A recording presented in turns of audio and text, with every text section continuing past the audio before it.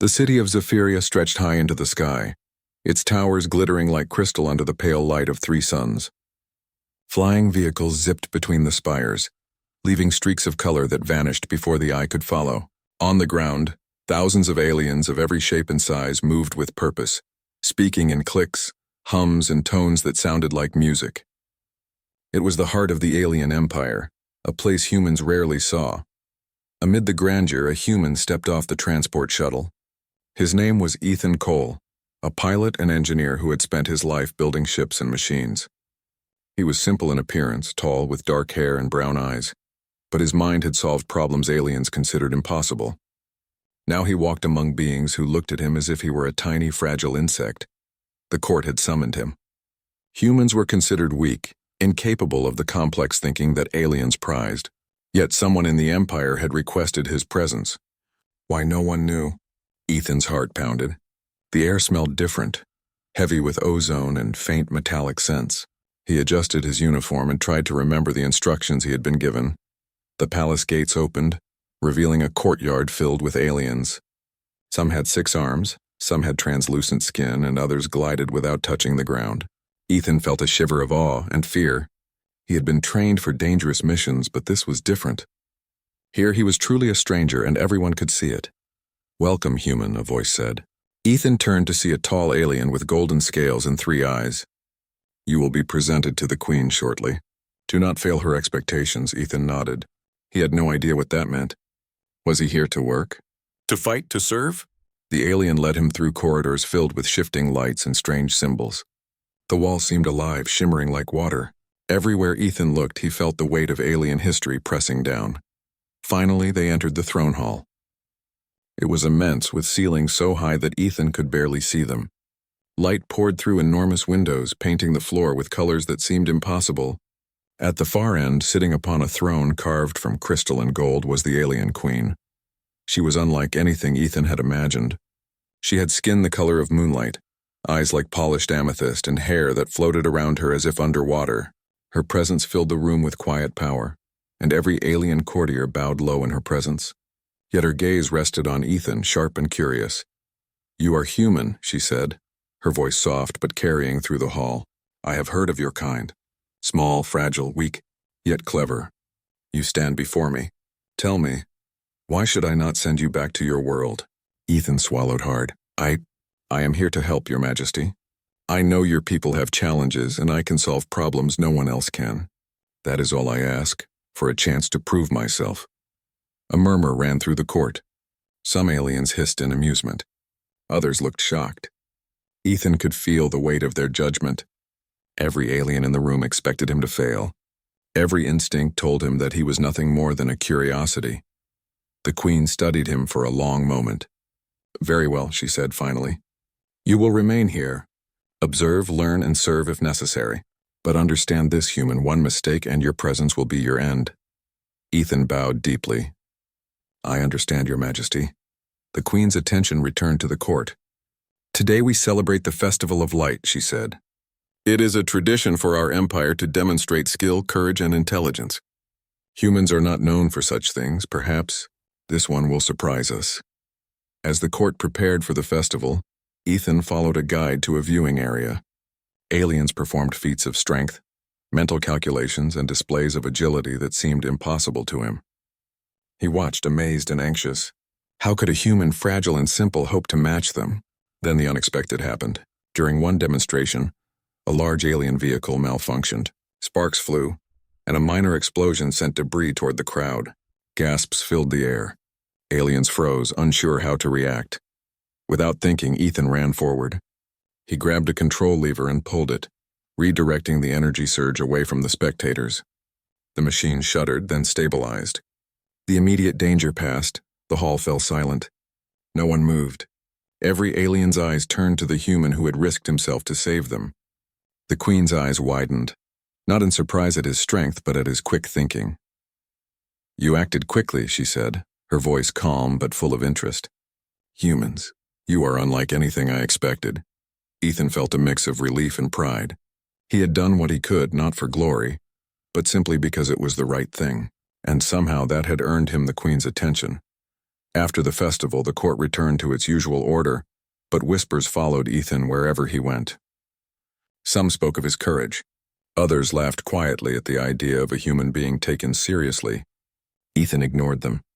He knew that this was only the beginning. That night, as he rested in a small chamber within the palace, Ethan thought of Earth. His planet seemed so small and fragile compared to Zephyria.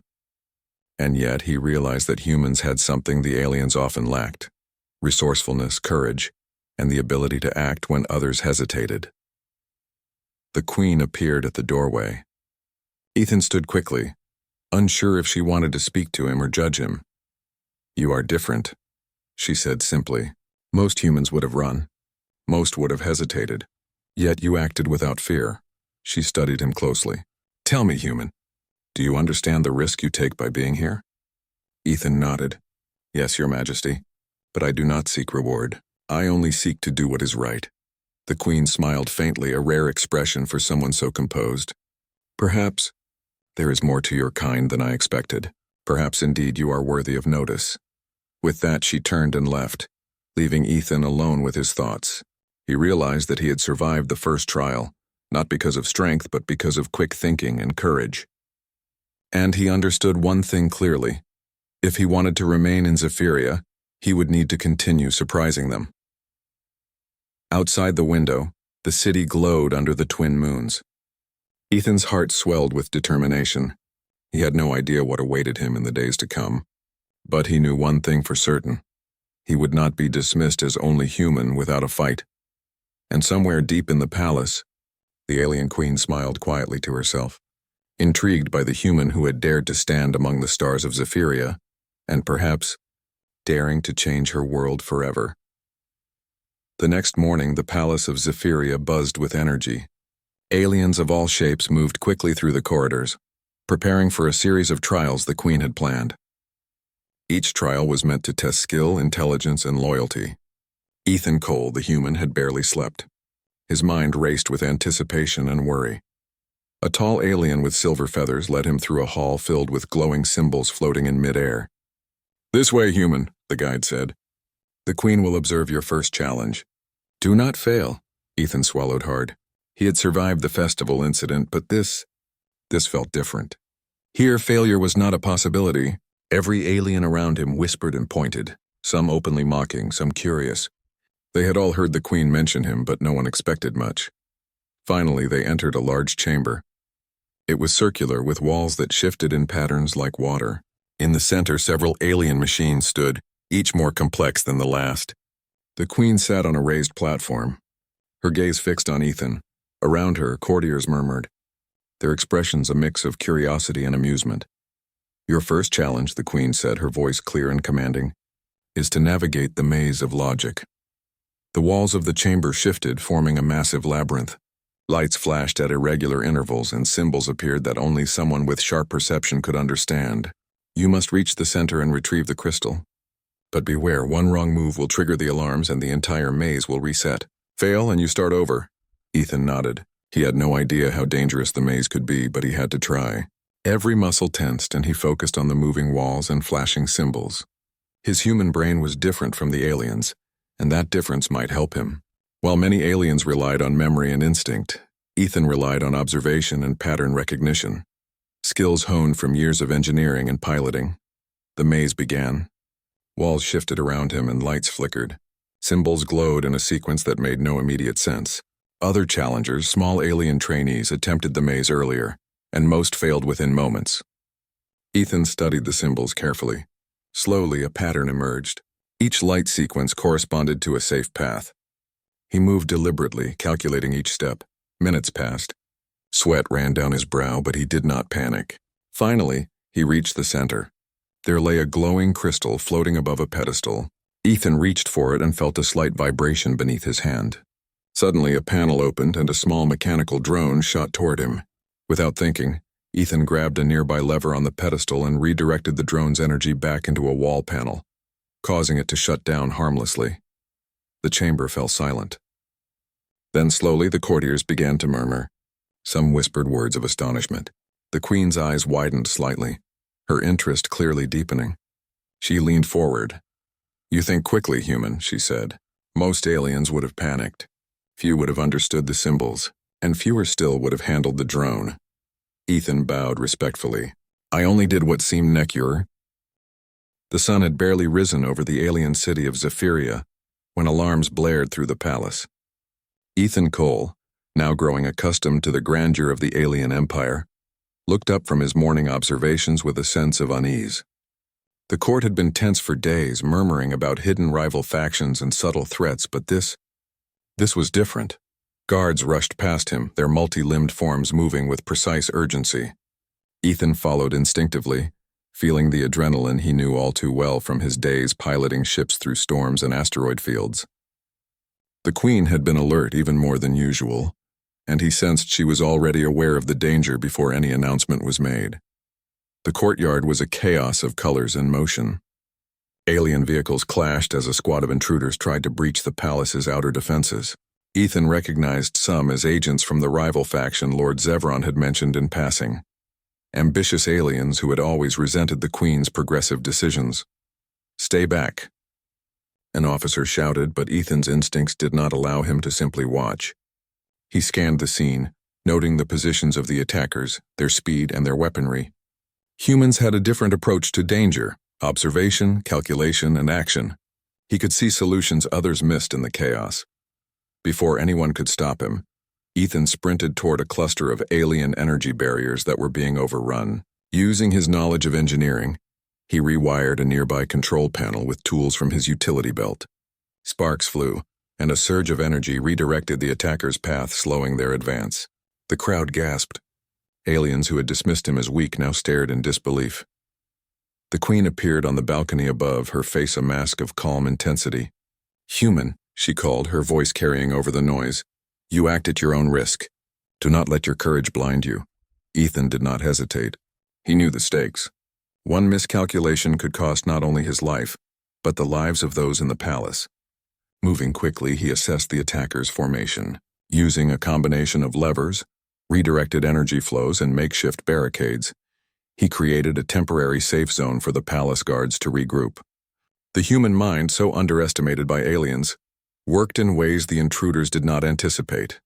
The battle raged, and Ethan continued to act. He spotted a small vehicle carrying explosives heading toward the main gate.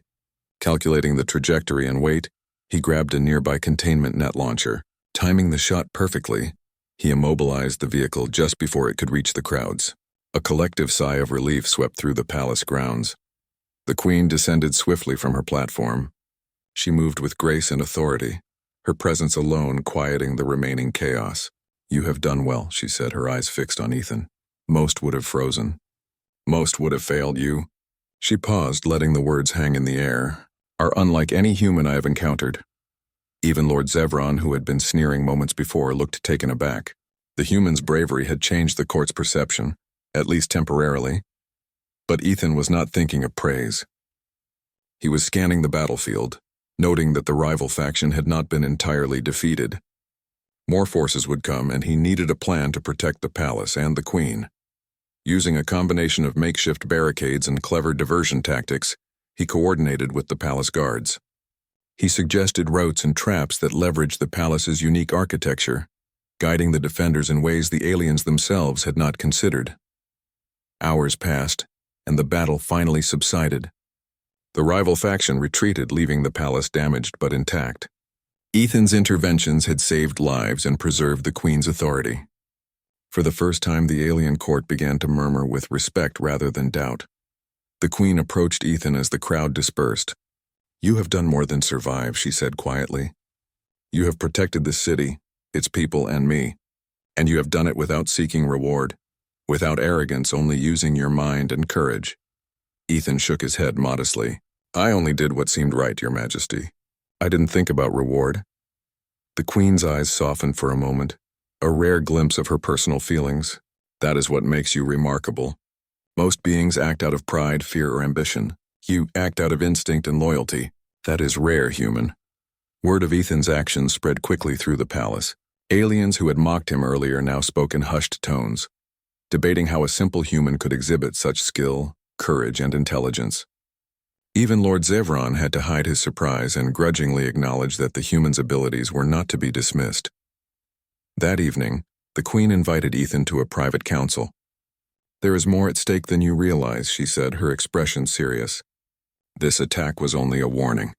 There are forces within the Empire and outside it that wish to challenge everything we have built, and yet you faced them as if it were ordinary. That is unusual." Ethan nodded. "I have faced danger before, Your Majesty. I do not fear it if I can act to protect others." The Queen regarded him for a long moment.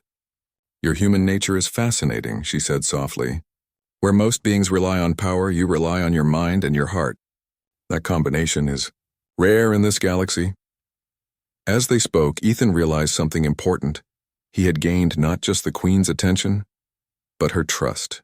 And in Zephyria, trust was more valuable than strength, cunning, or wealth. The night was quiet, but the sense of unease lingered. Ethan could feel that the rival faction would not give up easily, and that danger could return at any moment. Yet he also knew that humans had an advantage that aliens often overlooked: adaptability, ingenuity, and the ability to act decisively in unpredictable situations. Somewhere in the palace, the Queen watched the stars above Zephyria, thinking about the human who had risked everything to protect her city. Her advisors whispered about his species' inferiority, but she paid little attention. She had seen courage, loyalty, and quick thinking in one small, fragile human, and she knew quietly that these qualities were invaluable. Over the next few days, the court continued to test Ethan in smaller trials, but none compared to the chaos he had just survived. Each time he relied not on strength or alien methods, but on human reasoning, intuition, and improvisation. His victories were quiet, subtle, yet undeniable. Slowly, even those who doubted him began to respect his mind and skill. The Queen's curiosity grew. She began to spend more time observing him, sometimes openly, sometimes in secret. She was not yet sure what drew her to him: his courage, his cleverness, or something else entirely. But she knew one thing: this human was unlike any other being she had ever met. Ethan, for his part, remained focused on survival and duty. He did not yet understand the depth of the Queen's attention, nor did he anticipate the bond that was beginning to form between them. He simply knew that he had proven himself once, and he was ready to prove himself again if necessary. And so, the stage was set. Danger had risen, but so had the human's reputation. The rival faction remained a threat, and the court was more watchful than ever. In the midst of this uncertainty, a quiet connection began to form between the Queen and the human, a connection that would grow in strength and significance in the days to come.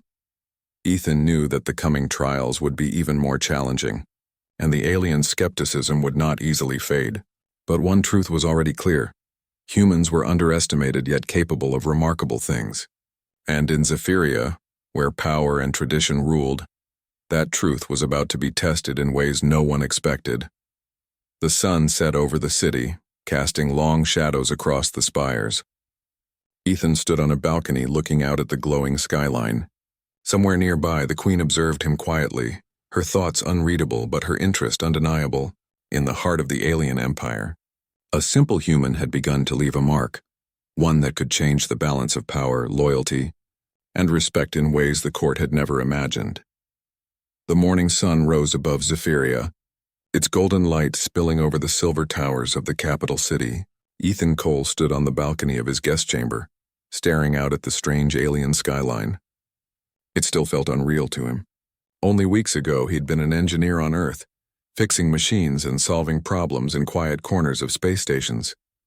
Now he stood in the palace of an alien queen who had declared before her entire court that she would take him as her mate. But not everyone was ready to accept that. The Queen's words had shaken the council. To them, a mate was not only a personal choice, it was a political decision. And the idea of a human small and fragile compared to their kind, standing beside their ruler, seemed unthinkable. Some had voiced their doubts openly. Others plotted quietly in shadows. And now, to silence those doubts, the court had demanded a test. Ethan would face challenges meant to prove his worth, or expose his weakness. The Queen had opposed it at first, but even she could not ignore tradition. The court believed trials were the only way to silence critics. If Ethan failed, he would be dismissed and her choice would lose its authority. If he succeeded, he would earn the respect of the Empire. The human tightened his fists. He was no warrior, no soldier trained for combat like these aliens, but he was determined not to let the Queen down. The great arena of Zephyria was filled with thousands of spectators. The vast dome shimmered with energy fields, and the floor shifted with strange technology, able to create traps, illusions, and dangers at will. From the Hyas. The palace of Zephyria had never felt so alive. Word of the Queen's choice had spread through the Empire like wildfire. Some whispered in disbelief, others with admiration. But all knew that something had changed. A human, fragile, underestimated, and often dismissed, had proven himself worthy of standing beside the alien Queen. Ethan Cole walked through the palace corridors, now more confident than ever. His trials were not over. The court remained cautious, and rival factions still watched him closely. Yet something had shifted. His courage, intelligence, and loyalty had earned him respect, even from those who had once mocked him. The Queen awaited him in her private garden, a place of glowing plants and soft, humming light. The air smelled faintly sweet, a stark contrast to the tension of the court. She stood beside a fountain that reflected the colors of the twin suns, her gaze calm but piercing. "You have done well," she said. "The court will not all accept this easily, but you have begun a change that cannot be undone." Ethan bowed, still feeling the weight of responsibility. "I am honored, Your Majesty, but I know this is only the beginning. I will continue to prove myself." The Queen smiled faintly. "It is not proof alone that matters. It is who you are, the courage, loyalty, and mind you have shown. That is something no test or trial could measure fully." As they spoke, the city outside continued its rhythms. Flying vehicles streaking past spires, citizens moving through the glowing streets, and distant stars beginning to twinkle as night approached. The Empire was vast, and yet here in this quiet garden, a human and an alien ruler shared a moment that felt larger than the galaxy itself. Suddenly, a messenger arrived, panting and bowing low. "Your Majesty," he said, "another faction attempts to challenge the city's defenses. They have gathered outside the northern gate." Ethan's eyes narrowed. "Then we act," he said. "Let's show them what humans and allies together can do." The Queen followed him to the observation deck. From above, they could see hundreds of attackers advancing, their ships small but numerous. Many aliens panicked, unsure of how to respond. Ethan quickly assessed the situation. Using strategies he had learned on Earth, dividing forces, creating diversions, and predicting enemy movements, he began directing the defenders. Aliens who had doubted him followed his instructions, hesitantly at first but soon with confidence as his plans worked flawlessly. Shields shifted, energy nets deployed, and attackers were funneled into traps that minimized casualties. The Queen watched quietly, impressed. "Your mind works differently than ours," she said. "You see patterns, solutions, possibilities we miss." Ethan glanced at her. "We all have strengths. Humans survive by adapting, by thinking in ways others don't expect, and sometimes that is enough." Hours passed, and the attackers were repelled. The city stood intact, its people safe. Ethan had not fought with brute strength, but with ingenuity and leadership. The Queen descended from the deck and approached him. "You did more than defend the city," she said. "You inspired those who doubted you.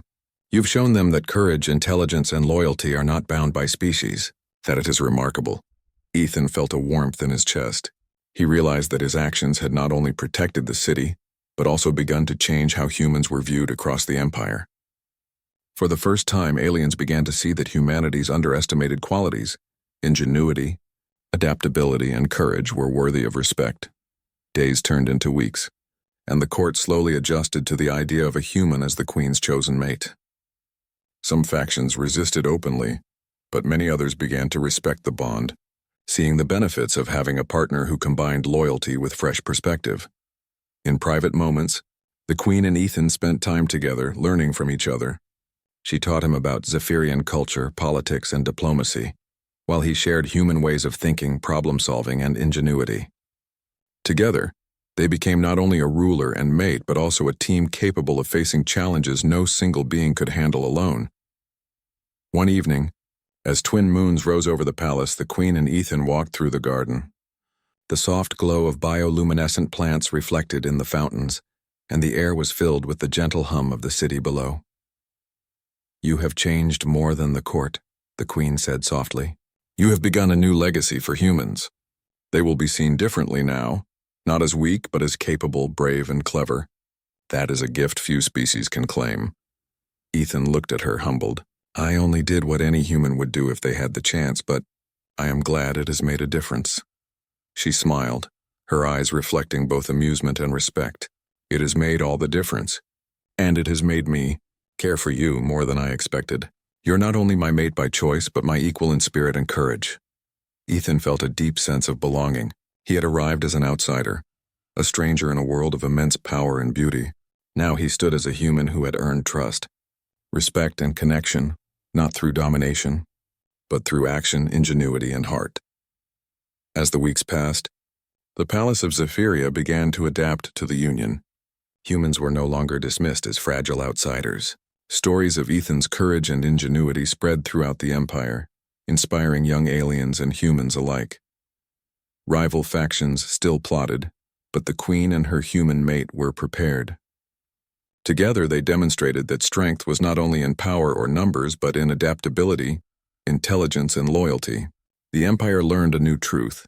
Humans could rise to challenges that seemed impossible, and when united with those who believed in them, they could shape the destiny of worlds. One morning, standing on a balcony overlooking the glowing city, Ethan realized how far he had come. From an uncertain visitor, he had become a figure of influence, a symbol of humanity's underestimated potential, and beside him the queen watched with quiet pride, knowing that their bond had created not only a personal connection, but a legacy that would endure across generations. "Do you ever think about Earth?" the queen asked, her voice soft, breaking the quiet. Ethan smiled. "Every day. It gave me the strength, courage, and perspective I needed to be here. And now I see that humans can leave a mark far beyond their world." The queen nodded. "Yes, and together we will ensure that the future honors that mark. Humans are no longer to be underestimated, Ethan. You've made that clear." As night fell over Zephyria, stars glimmering across the skies, Ethan and the queen stood side by side, looking out at the city that had witnessed the rise of an unexpected hero. It was a city of tradition, power, and history, but now it also held a new truth, that even the smallest, seemingly fragile human could shape the destiny of an empire. The empire would never see humans the same way again. And in that quiet, profound moment, Ethan understood that his journey was far from over, but that he had already achieved something remarkable. Humanity, underestimated and dismissed for so long, had finally been recognized. In the heart of Zephyria, under twin moons and a sky of stars, a human and an alien queen stood together, symbolizing courage, loyalty, and ingenuity. They were a new legacy, a living proof that strength came in many forms, and that humanity, no longer underestimated, would leave its mark on the galaxy forever. And so the tale of Ethan Cole, the human who earned the respect of an alien empire and the heart of its queen, came to a triumphant close, not as an end, but as a beginning of respect, understanding, and a bond that would shape history for generations to come. The palace of Zephyria was unusually quiet that morning. The air buzzed with anticipation, though no one spoke aloud. Word had spread quickly of Ethan Cole's heroics, how a simple human had saved the city, protected the queen, and outsmarted the rival faction. Murmurs filled the corridors, but the tension remained. Some courtiers were awed, others resentful, and a few openly fearful of what the queen might do. The queen sat on her throne, regal and calm. Her eyes, sharp and thoughtful, scanned the court. Today was no ordinary day. She had summoned the entire assembly of leaders, advisors, and nobles. Today she would make her decision known, and for many it would be shocking. Ethan entered the throne hall, escorted by palace guards. His steps were steady, though his heart raced. He had survived tests, battles, and whispers of doubt, but now he would face the most important moment yet, the Queen's public verdict. The court was tense. Aliens of all forms filled the hall, some with multiple eyes, some with glowing skin, others with delicate wings or long twisting appendages. All had gathered to witness what the Queen would decide. The air smelled faintly of metals and ozone, a constant reminder that this was a world unlike any human had ever known. The Queen's voice rang clear. "Today we decide who shall stand at my side as my chosen mate." She paused, letting the words sink in. Gasps and murmurs filled the hall. Choosing a mate was a sacred tradition, one that followed strict rules. Usually candidates were alien nobles of great strength, intellect, and lineage. The idea that a human, fragile, small, and untested in courtly matters, might be chosen was almost unthinkable. Lord Zevron, his forearms crossed in disapproval, stepped forward. "Your Majesty," he said, voice sharp, "it is unprecedented and unwise to consider a human as your mate. This species is inferior. Tradition and reason demand you choose a being of our kind. To do otherwise is folly." The Queen's gaze shifted to him, unyielding. "Lord Zevron," she said, her tone measured, "I will not be bound by treaty he.